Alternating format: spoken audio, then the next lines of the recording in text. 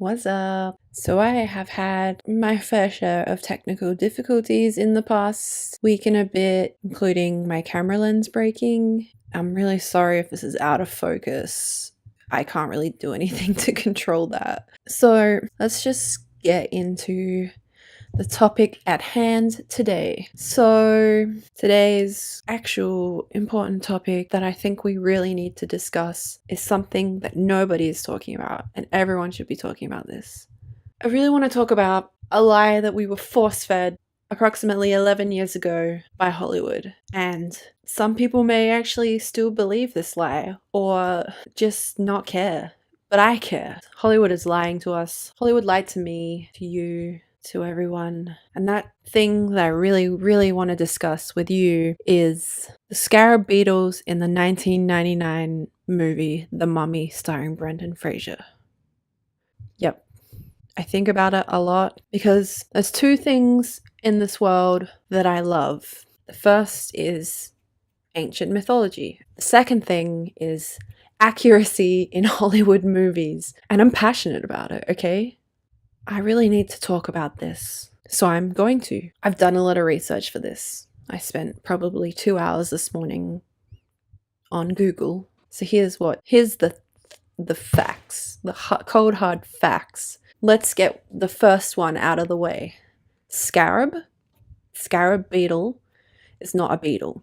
Scarab is a genus name. I didn't write down the thing, but scarab is many beetles, thousands of beetles, different types of beetles. There's no one beetle called the scarab beetle. Sorry to burst your bubble.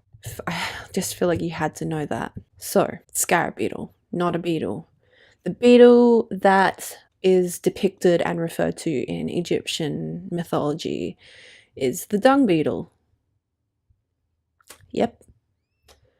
We know the dung beetle as the beetle who rolls up bowls of shit. They lay eggs inside the shit, and then when the eggs hatch, the babies are surrounded by a food source. It's actually quite innovative. So the Egyptians didn't worship the scarab beetle per se, because obviously if they worshipped it, they wouldn't make jewelry out of its carcass when it died, which is what they did. But the scarab beetle had cultural significance. It had ties to the gods. So I guess that could be the reason they were in the tomb of I just realized it's been a while since I actually paid attention to that movie. So Rachel Weisz's character reads a passage in the Book of the Dead, and that awakens the 10 plagues, apparently, which is not a thing in the Book of the Dead. Another inaccuracy. There is like the plagues from the Bible, but then like the Book of the Dead existed like thousands of years before the Bible. So one of the plagues in the Book of the Dead was flesh-eating scarab beetles. So let's just get this out of the way. Scarab beetles cannot eat flesh. I got a quote here from a professor of entomology at the University of Illinois. She basically said, A, that the scarab beetle wouldn't even be able to penetrate human flesh, and B, it wouldn't be able to move around underneath the flesh if it did penetrate the flesh. And then it probably wouldn't be able to eat basically everything but your skeleton, which is what happens in the movies. So, 1. There is no such thing as the 10 plagues in the Book of the Dead, the Egyptian Book of the Dead. 2. Scarab beetles cannot eat human flesh or move around underneath human flesh. 3. The guy that was after them, Imhotep, in the movie, was a priest. I don't know how he gained supernatural abilities. He was a high priest, sorry. I just want to say I watched The Mummy after I recorded this yesterday, and I'm just going to clear up some errors here. They weren't in the tomb of Seti the First. They were at Hamunaptra, which is like the city of the dead. Imhotep was buried there because he was being punished for fucking the mistress or something. His curse made him immortal and gave him like great powers, which seems kind of like not massively a curse. if he can like come back and destroy the earth.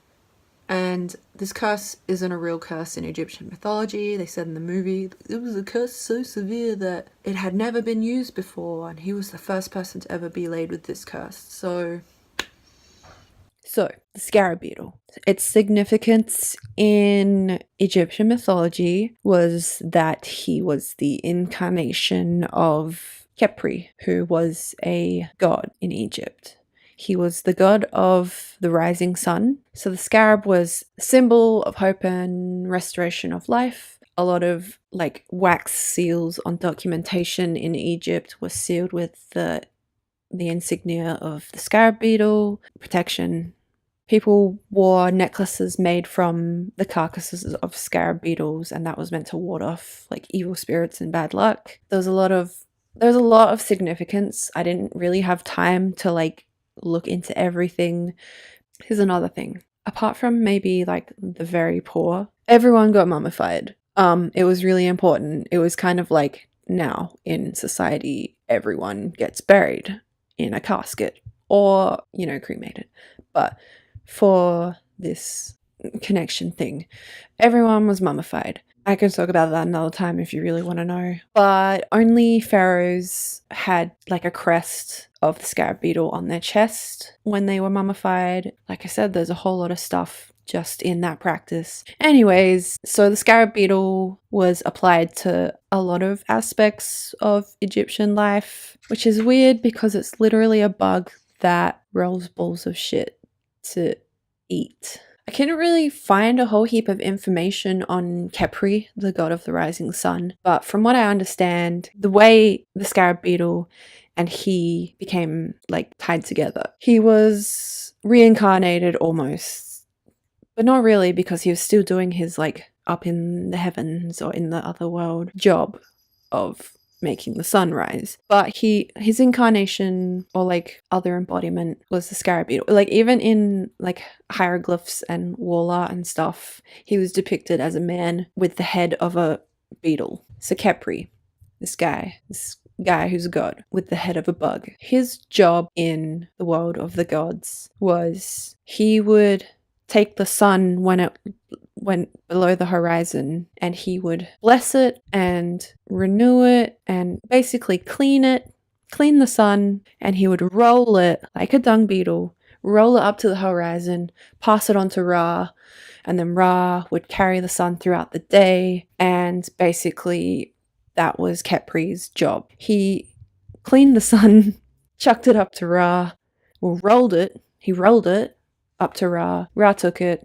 Thanks, mate. Cheers. Thanks for the clean sun. And that was his job. And there was another god in this, like in the management of the sun. So Ra is, everyone knows, the sun god. Everyone knows about Ra because he's the guy who holds the sun in the sky. But they don't know about Khepri, who cleans the sun. And then there's Atum. He basically, when Ra's like, yeah, I'm done with this, here you go, Atum. And Atum would take the sun and carry it into the evening under the horizon. Pass it on to Khepri. Khepri will wash it. So basically, Khepri and Atum were like assistants to Ra. And Ra took all the fucking glory. He's like, yeah, I hold the sun. I just casually am the sun guy. And these other guys, they're just my assistants. This guy basically rolls a ball of shit around all day. Yeah, that's how it happened. That's how the association and the significance of the scarab beetle came to be. I guess when they were making the mummy, maybe they were like, the scarab beetles were like a form of protection against the tomb they were entering. As you know, there was like a lot of curses and stuff that were like put on tombs in order to like stop people from grave robbing. But people love to grave rob. So the scarab beetles were awakened by reading this scripture, which doesn't exist, and then they ate people. And then there was that really cool scene in the movie where like Imhotep like becomes embodied in like a cloud of like, is it like sand or something? That was a cool scene.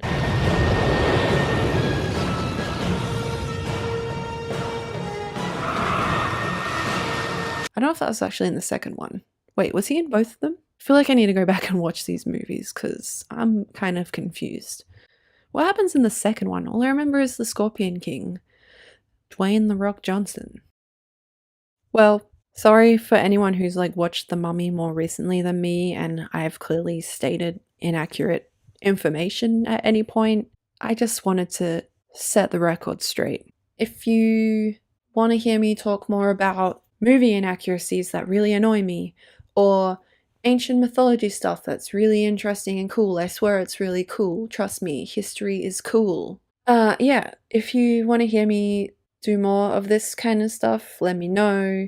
Otherwise, I'm just gonna keep making the videos I feel like making, which are all not tied together or related in any way. So please like and comment and subscribe.